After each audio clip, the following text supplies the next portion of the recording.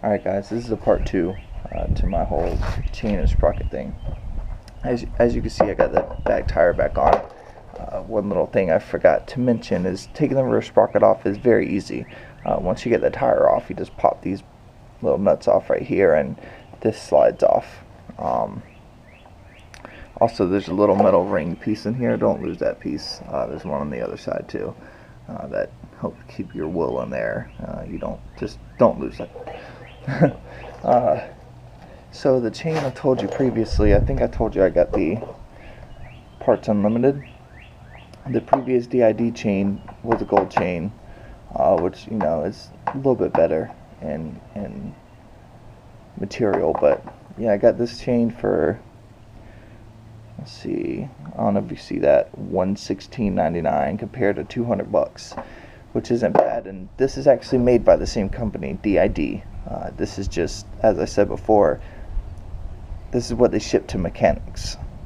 It's cheaper because mechanics get better prices off rip, and it's not all fancy. As you can see, I mean, DID is one of the big chain companies, and this is their box that they give to mechanics. You can tell they're not trying to sell it to the public.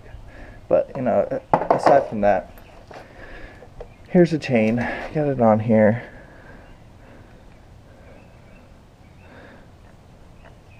Sorry, okay. I got it on here. I got the sprockets on here. I haven't tightened this yet because, as I said before, I need the chain to be connected to it to tighten that. And don't do it in gear because you'll mess gears up. Only do that if you like spending money. Some people are like that. As you can see, this sprocket looks better painted. I got this all painted. I should have put a towel over it, tightening it or something, but it is what it is. I'll just have to touch that up. I also have to touch these up, kind of getting at me that I forgot to hit those. As you can see, I scooted the tire all the way up to the front as far as it'll go. I got the chain breaker on here right now. I then pulled the chain as tight as I could, which maybe there's a secret to it, but I couldn't get it exactly as tight as I could get it. But get it as tight as you can. And then you're going to have some extra. They make chains that way so that there's no problems with cutting it too short and all that, so that you can do it yourself. So I get as close as I can, and then I figure out which link I want to break. You want to leave a little bit of slack so that way you can scoot the tire back. If you don't leave slack in it and you fuck up and you have to, I wouldn't even trust putting 2 master links on there. But just don't fuck up. It's better to cut it too long than too short. You can always take more off. You can't add more. So measure 3 times, measure again, and then cut. So here's a little tidbit for you. I used the chain breaker to break my chain at the riveted part. There's a lot of videos say use a grinder and all that. I believe it's the 520 and up chains. This is a 530. That you can actually use the riveter. The piece is a little bigger, and the rivet isn't as tough as, well, I almost say as tough, it's just not as big as the smaller chains.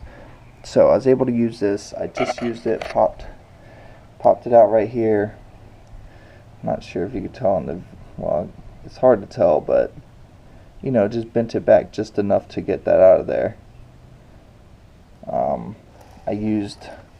lot of people use wrenches on this. Use your socket, man. Make it easy, man. But yeah, there you have it. I've popped it off.